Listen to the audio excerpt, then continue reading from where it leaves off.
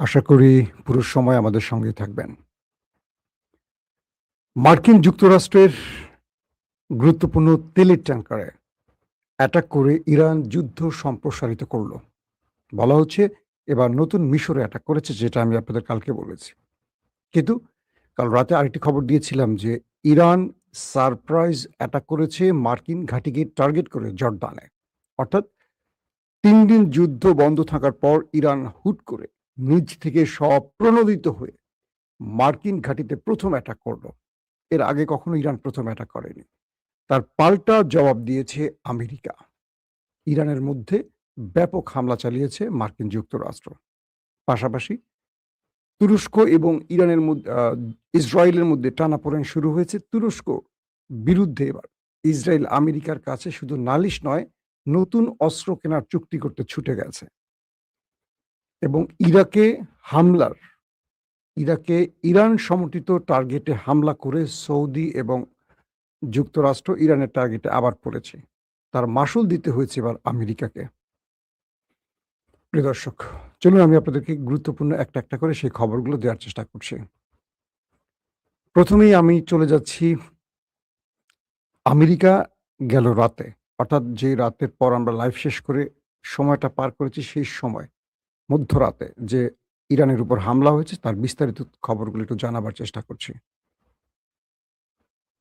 বলা হচ্ছে মার্কিন সেন্ট্রাল কমান্ড তারা স্পষ্ট করছে গণমাধ্যমে জানিয়ে যে তারা ক্ষেপণাস্ত্র, ড্রোন ও সামুদ্রিক স্থাপনা সহ আইআরডিসির কয়েক ডজন লক্ষ্যবস্তুতে সফল অ্যাটাক করেছে।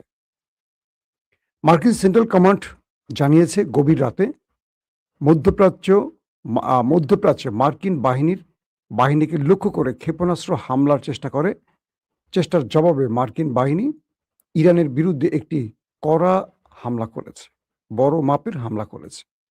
মার্কিন বাহিনীর উপর ক্ষেপণাস্ত্র হামলার চেষ্টার জবাবে ২৯ জুলাই তারা বলছে মার্কিন বাহিনীর উপর হামলার চেষ্টা, তারা বলছে না যে হামলাটি সফল হয়েছে, মানে ইরান যে হামলাটি সফলভাবে করেছে এটা বলছে না, তারা বলছে যে চেষ্টা। তার মানে তারা বোঝাচ্ছে ইরানের হামলাটা সফল হয় না, এটা হলো তাদের কৌশল। তারা বলছে ২৯ জুলাই রাত ১০টায় মার্কিন সেন্ট্রাল কমান্ড ইরানের বিরুদ্ধে একটি ব্যাপক হামলা সম্পূর্ণ করেছে। সেনকম একটি বিবৃতিতে পুরো স্পষ্ট সেটা ব্যাখ্যা দিয়েছে। মার্কিন বাহিনী ইরানের ইসলামিক রেভলিউশনারি গার্ড কোর আইআরজিসির সামরিক কমান্ড কেন্দ্র, ক্ষেপণাস্ত্র ও ড্রোন স্থাপনা, উপকূলীয় নজরদারি ও প্রতিরক্ষা কেন্দ্র এবং সামুদ্রিক সক্ষমতা সহ কয়েক ডজন লক্ষ্যবস্তুতে হামলা করেছে। কমান্ডের বর্ণনা অনুযায়ী ২৮শে জুলাই আইআরজিসি বাহিনী কর্তৃক একটি অতর্কিত হামলার চেষ্টার জের ধরে এই অভিযানটি চালানো হয়। যখন ইরান মধ্যপ্রাচ্যে অবস্থিত মার্কিন বাহিনীকে লক্ষ্য করে একাধিক ব্যালিস্টিক ক্ষেপণাস্ত্র নিক্ষেপ করে, তখন তারা প্রতিশোধ হিসেবেই এই জবাবটি দিয়েছে। পাশাপাশি ইরানের সব ক্ষেপণাস্ত্র সফলভাবে প্রতিহত করা হয়েছে এমনটিও দাবি করছে। ইরান যে একদিন আগে মার্কিন ঘাঁটিগুলোকে টার্গেট করে অ্যাটাক করেছে, সবগুলোকে প্রতিহতের দাবি করছে তারা। মার্কিন সামরিক বাহিনী জানিয়েছে ৫০,০০০-এরও বেশি মার্কিন সেনা বর্তমানে মধ্যপ্রাচ্য জুড়ে মোতায়েন রয়েছে এবং তারা অত্যন্ত অত্যন্ত সতর্ক, মনোযোগী ও মারাত্মক প্রস্তুতি আছে। ৫০,০০০ সেনা ইরানের বিরুদ্ধে লড়াই করার জন্য সদা প্রস্তুত, এটি জানাচ্ছে। ইরানের গণমাধ্যম জানিয়েছে যে দক্ষিণ ইরান জুড়ে মার্কিন ক্ষেপণাস্ত্র হামলার নতুন ঢেউ চলাকালে দেশটির কেশম দ্বীপের একটি আবাসিক এলাকা আক্রান্ত হয়েছে। তাসনিম নিউজ এজেন্সি জানিয়েছে খুজেস্তান প্রদেশের আহবাজে বিকট বিস্ফোরণের শব্দ শোনা গেছে এবং এই হামলার কারণে শহরের কিছু অংশে বিদ্যুৎ বন্ধ হয়ে গেছে। অর্থাৎ এই সিভিলিয়ান অঞ্চলগুলোকে আমেরিকা আবার টার্গেট করছে। কয়েকটি তথ্য জানিয়েছে যে সূত্র জানিয়েছে জর্দানও জানিয়েছে তারা ইরানের ৫টি ক্ষেপণাস্ত্র প্রতিহত করেছে। অন্যদিকে ইরানের আইআরজিসি বলছে তারা দেশটির একটি মার্কিন বিমান ঘাঁটিতে হামলা চালিয়ে সেটাকে ধ্বংস করে দিয়েছে। অর্থাৎ ইরান বুধবার যে অ্যাটাকটা করলো তার পাল্টা জবাবটি আমেরিকা দিয়েছে রাতে। এখন আমেরিকা দাবি করছে যে তারা ইরানের হামলা প্রতিহত করেছে। আর ইরান বলছে যে না, আমাদের হামলায় জর্দান ব্যাপক ক্ষতিগ্রস্ত হয়েছে আর যার জবাব আমেরিকা দিয়েছে। তো আমেরিকার জবাবের ধরন দেখে বোঝা যাচ্ছে যে আমেরিকা ক্ষতিগ্রস্ত হয়েছে, কিন্তু তারা স্বীকার করছে না। পাশাপাশি আরেকটি স্টেটমেন্ট পাওয়া গেছে, সেটি হলো জর্দানের সেনাবাহিনী বৃহস্পতিবার জানিয়েছে যে তারা ইরান থেকে দেশটির থেকে ছড়ে আসা 5টি ক্ষেপণাস্ত্র প্রতিহত করেছে এবং কিছু ক্ষেপণাস্ত্র ভিতরে আশ্রয় পড়েছে এবং তারা বলছে যে এখনো কোনো হতাহতের কোনো খবর তারা পায়নি বা এমন কোনো ঘটনা তাদের সামনে ঘটেনি। মানে এটিও আমেরিকার শিখিয়ে দেয়া স্টেটমেন্ট। যদি তাই হবে তাহলে তারা এত বড় হামলায় কেন ইরানকে আবার আক্রান্ত করল? দর্শক, আরো কয়েকটি তথ্য জানাচ্ছি আপনাদের। যুক্তরাষ্ট্র ইরানের উপর যে শক্তিশালী হামলা করেছে, যুক্তরাষ্ট্রের আরেকটি স্টেটমেন্ট বলছে তারা কেশম দ্বীপ, বন্দর আব্বাস, আবাদান ও বুশেহরে অ্যাটাক করেছে এবং ইরাক দেশটিতে মার্কিন সৌদি হামলার নিন্দা জানিয়েছে। আমরা গতকালকে বলেছিলাম যে ইরাকের উপর সৌদি এবং আমেরিকা একটা বড় হামলা করেছে, কিন্তু ইরাক নীরব থেকেছে। অবশেষে ইরাক সরকার এটা নিন্দা জানিয়েছে। পপুলার মোবিলাইজেশন ফোর্স জানিয়েছে এই হামলায় তাদের 20 জন যোদ্ধা নিহত হয়েছে এবং 32 জন আহত হয়েছে। আর ইরানি গণমাধ্যম জানিয়েছে ইরাকে যুক্তরাষ্ট্র ও সৌদি আরবের যৌথ হামলায় 4 জন ইরানি উপদেষ্টা নিহত হয়েছে। মার্কিন মধ্যস্থতায় যুদ্ধবিরতি সত্ত্বেও গাজায় এখনো কিন্তু ইসরায়েল হামলা চালিয়ে যাচ্ছে। এর মধ্যে বলা হচ্ছে ইসরায়েলি হামলায় 2 ফিলিস্তিনিকে হত্যা এবং 1 ডজনেরও বেশি সাধারণ ফিলিস্তিনিকে আহত করা হয়েছে। পাশাপাশি লেবাননের জাতীয় সংবাদ সংস্থা জানিয়েছে যে রাতভর দক্ষিণ লেবাননের বেশ কয়েকটি গ্রামে ধারাবাহিক বিস্ফোরণে কেঁপে উঠেছে। অর্থাৎ ইসরায়েল আবারও লেবাননে হামলা শুরু করেছে, এই তথ্যটি তারা জানিয়েছে। ইসরায়েলি বাহিনী মধ্যরাত থেকে ভোর পর্যন্ত আল মানসুরি, মাজদাল জৌন এবং মাজরাত বুয়ুত আল সিয়াদ শহরে নিয়ন্ত্রিত ধ্বংসযজ্ঞ চালিয়েছে। লেবাননের গণমাধ্যমটি বলছে এই অভিযানের পাশাপাশি ওয়াদি আল হুজেইর ও ওয়াদি আল সালুকি উপত্যকায় ভারী মেশিনগানের গোলাবর্ষণের শব্দ পাওয়া গেছে। এখন পর্যন্ত বিস্তারিত তথ্য জানা যায়নি যে কত লোক সেখানে মারা গেছে। দর্শক, আমরা মোটামুটি আজকের একদম লেটেস্ট খবরগুলি আপনাদেরকে একটা একটা করে জানিয়ে দিলাম। এবার কিছু বিশ্লেষণে আসতে চাই, যে বিশ্লেষণটি আপনারা শোনার জন্য ওয়েট করছেন। প্রথম বিশ্লেষণটি হলো ইসরায়েলের নেতানিয়াহু এখন আমেরিকা আছেন। তার আমেরিকা থাকার কয়েকটা উদ্দেশ্যের একটি হলো ইরানে যেন আমেরিকা বড় মাত্রা অ্যাটাক করে এবং ইরানের মধ্যে গোয়েন্দা তথ্যের আলোকে ইসরায়েল জেনেছে তারা 60% সমৃদ্ধকরণ ইউরেনিয়ামকে 90% পৌঁছে দিয়েছে। অর্থাৎ পারমাণবিক বোমা তৈরির কাঙ্ক্ষিত লক্ষ্যে ইরান পৌঁছে গেছে। একটি সূত্র বলছে যে ইরান নিউক্লিয়ার তৈরি করে ফেলেছে, অর্থাৎ নিউক্লিয়ার ওয়ারহেড তৈরি করে ফেলেছে এবং শীঘ্রই ইরান তার খাইবার শেখান বা আরো যে নতুন ভেরিয়েন্টের মিসাইল তৈরি করেছে যেগুলো আপগ্রেডেড, সেই মিসাইলগুলোতে এই ওয়ারহেডগুলো বসিয়ে যে কোনো অঞ্চলে যে কোনো দূরসীমায় অ্যাটাক করতে পারে। তাই ইরানের উপর দ্রুত এই অ্যাটাকটা জরুরি।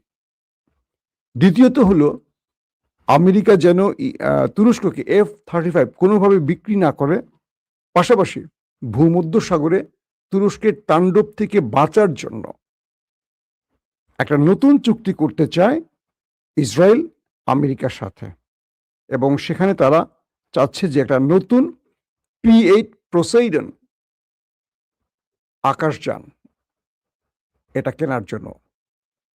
এখন এটার যে ব্যয় বা এটার দাম, ইসরায়েল এটা কিনতে মানে খুব বড় রকম সংকটে পড়বে, কারণ যুদ্ধকালীন সময় তাদের অর্থনীতির মোটামুটি 12টা বেজে 13টা বেজে গেছে। তো আসেন, ইসরায়েল চাচ্ছে এখন তুরস্ককে ঠেকাতে, কারণ ইরানের পরই তাদের টার্গেট হবে তুরস্ক। আর তুরস্ক ইরানের মতো না, তারা আরো অনেক আধুনিক অস্ত্রের মালিক।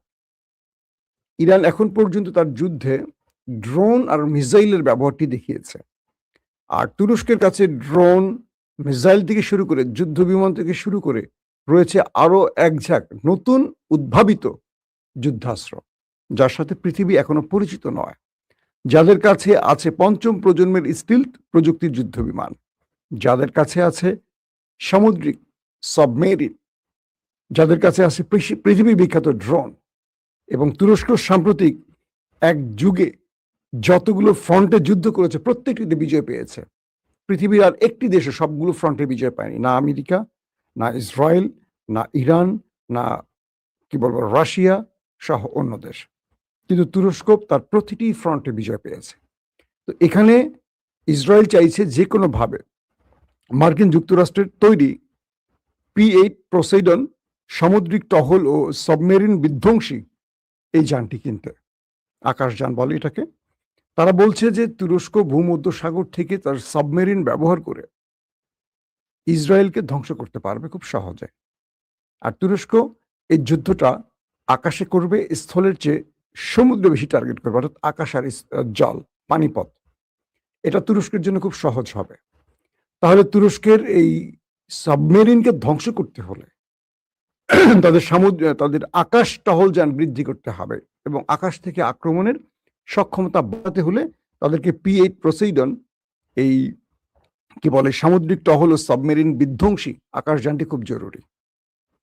এটার একটির দাম প্রায় $3.5 কোটি।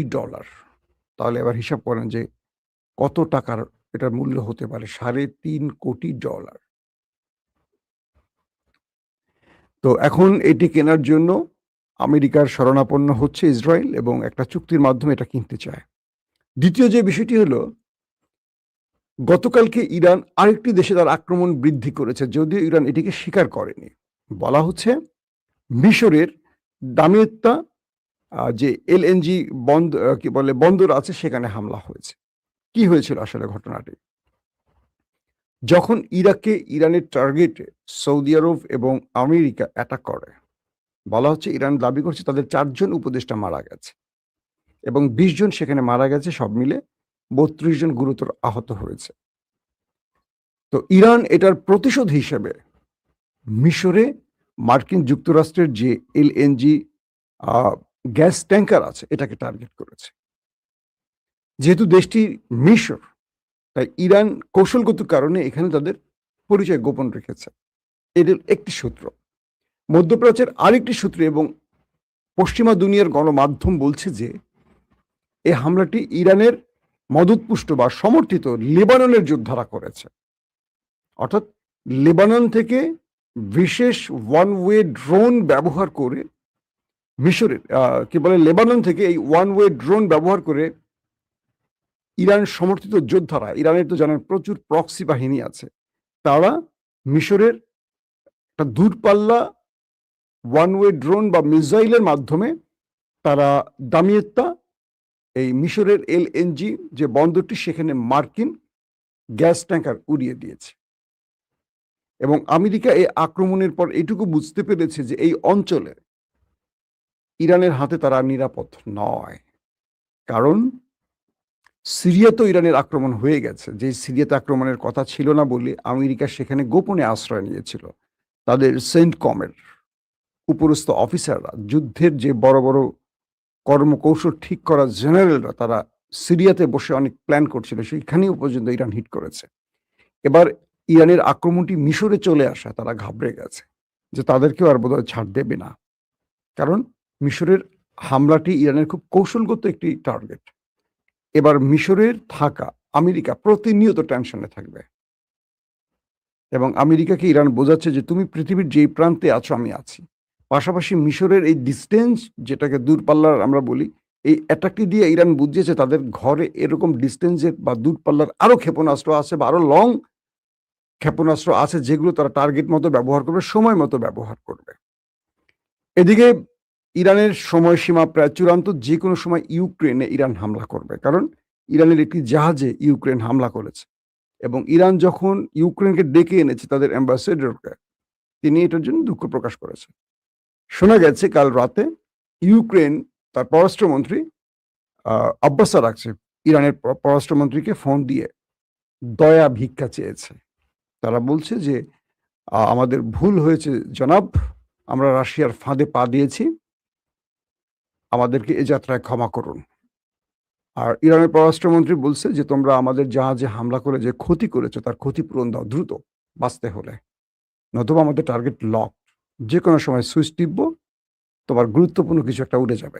যেটা তুমি আমার ধ্বংস করছো তার চেয়ে ৪ গুণ মূল্যের কিছু আমি ধ্বংস করে দেব। তো এই পরিস্থিতিতে এখন ইউক্রেনের পররাষ্ট্রমন্ত্রী ইরানের পররাষ্ট্রমন্ত্রীর কাছে ফোন করে এখন দয়া ভিক্ষা চাচ্ছে যে, "আমাদেরকে অ্যাটাক করো না, আমরা ভুল করছি। আমাদের ভুলের মাসুল হিসেবে আমরা কি করতে পারি?" আর ইরান বলছে, "আমাদেরকে ক্ষতিপূরণ দাও।" যদি ক্ষতিপূরণ ইরান পেয়ে যায়, সেক্ষেত্রে অ্যাটাকটি হয়তোবা করবে না। কারণ ইরান আরেকটা ফ্রন্টে এখন যুদ্ধ ছড়াতে চাচ্ছে না। আমেরিকাকে আগে শায়েস্তা করে কন্ট্রোলে আনুক। আর যদি তারা কোনো ক্ষতিপূরণ না দেয়, সেক্ষেত্রে ইরান যেকোনো সময় শুনবেন যে অ্যাটাক করে বসছে ইউক্রেনে। প্রিয় দর্শক, আজকের মতো শেষ করছি। ইনশাআল্লাহ আজকে আবারও চেষ্টা করব বিকেল বা সন্ধ্যায় আরেকবার লাইভে আসতে। আর মধ্যরাতে থাকি আপনাদের সাথে প্রতিদিন। আল্লাহ সুস্থ রাখলে, ভালো রাখলে আপনাদেরকে এবং আমাকে আবারও দেখা হবে। সে পর্যন্ত প্রত্যেকে ভালো থাকবেন। আল্লাহ হাফেজ।